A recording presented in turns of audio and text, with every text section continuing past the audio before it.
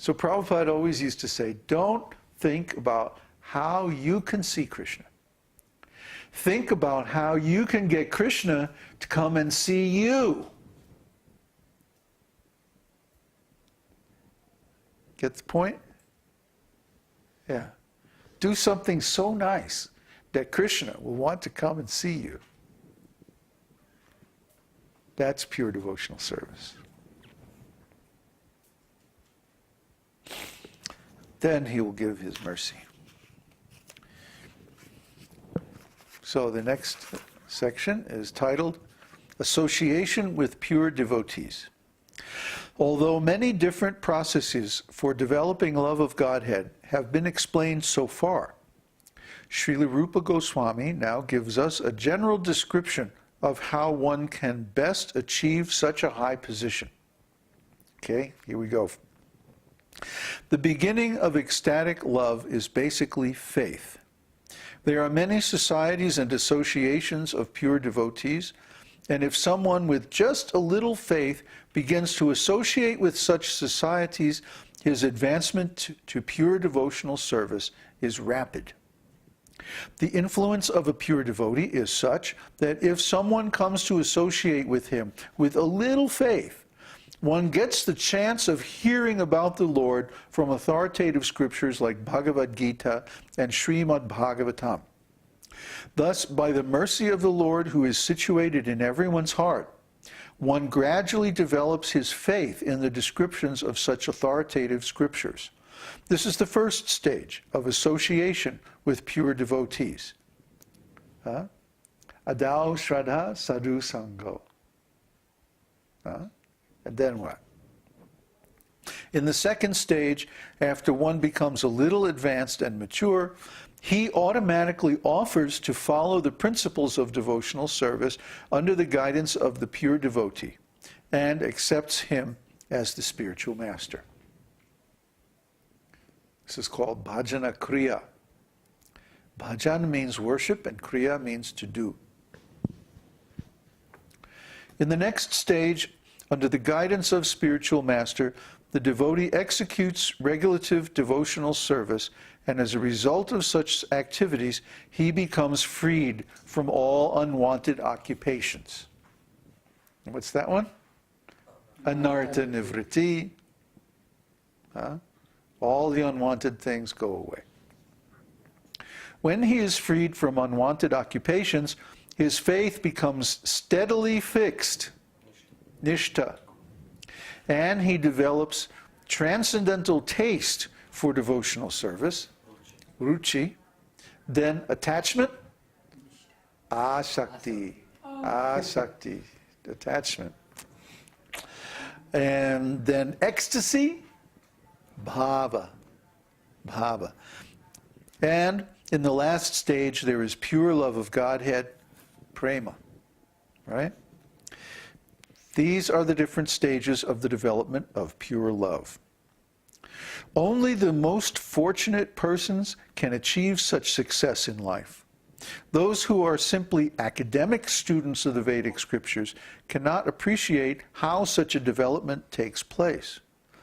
In the Narada Pancharatra, Lord Shiva therefore tells Parvati, "My dear Supreme Goddess, you may know from me that any person who has developed the ecstasy of love for the Supreme Personality of Godhead, and who is always merged in transcendental bliss on account of this love, cannot even perceive the material distress or happiness coming from the body or mind."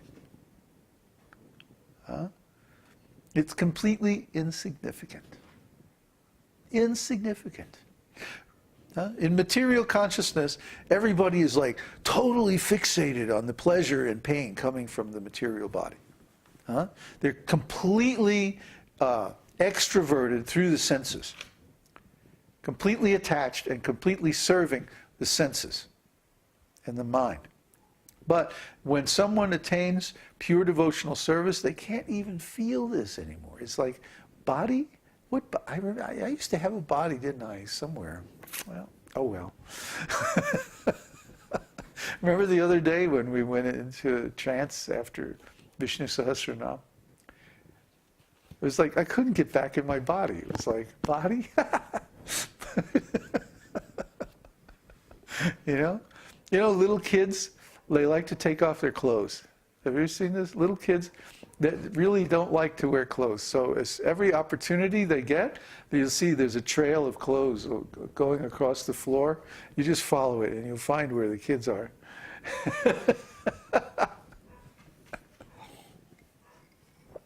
The soul does not like to be encumbered by this material shell. It's nothing but trouble, nothing but suffering, nothing but pain.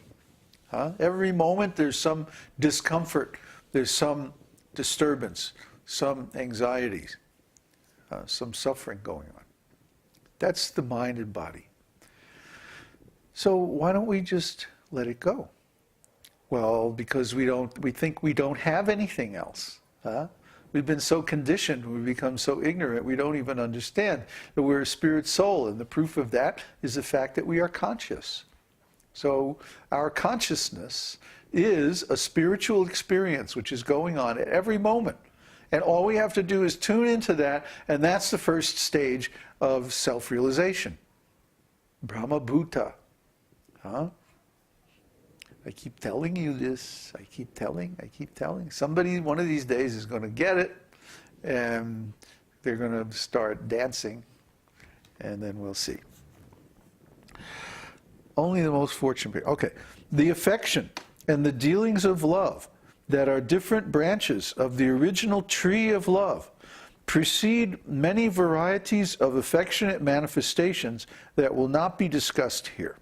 Oh, darn. Well, they'll be discussed later on. These different manifestations have been described by Sanatana Goswami in his Bhagavad-gītā. That's where they're described. Actually, it's true. Yeah, all these different things are described in Bhagavad-gītā.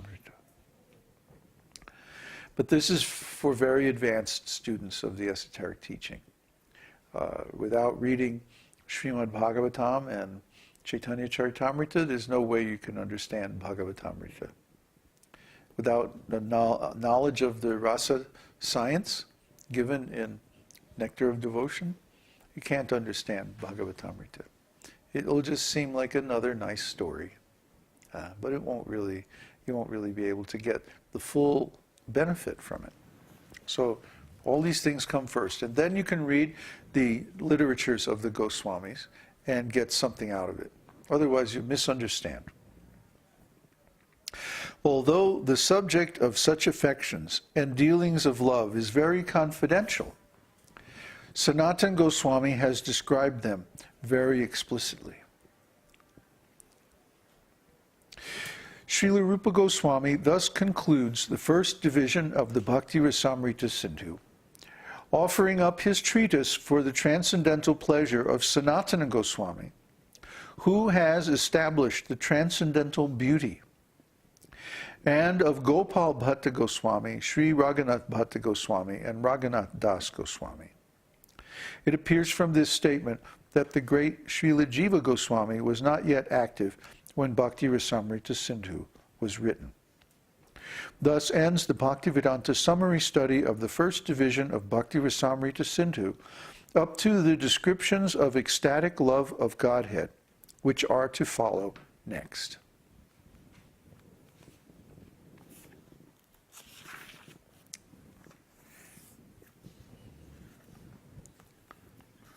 So, is anybody dizzy? Yeah. We're high up there. High. Yeah. Nectar of Devotion is very high.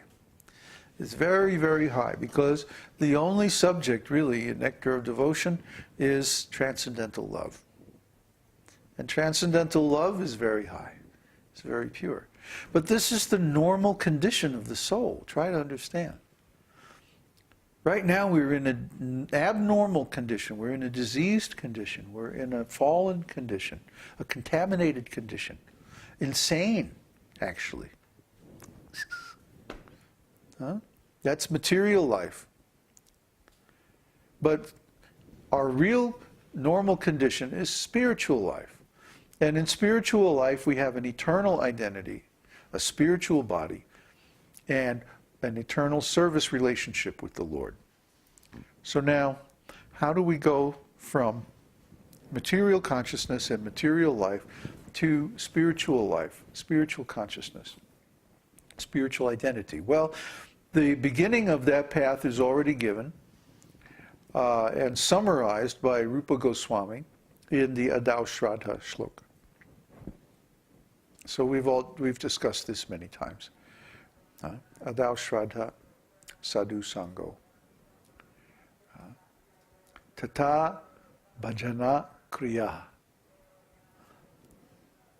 So first you have a little bit of faith. We don't ask for total faith. Many religious groups ask you for total faith. You have to believe everything.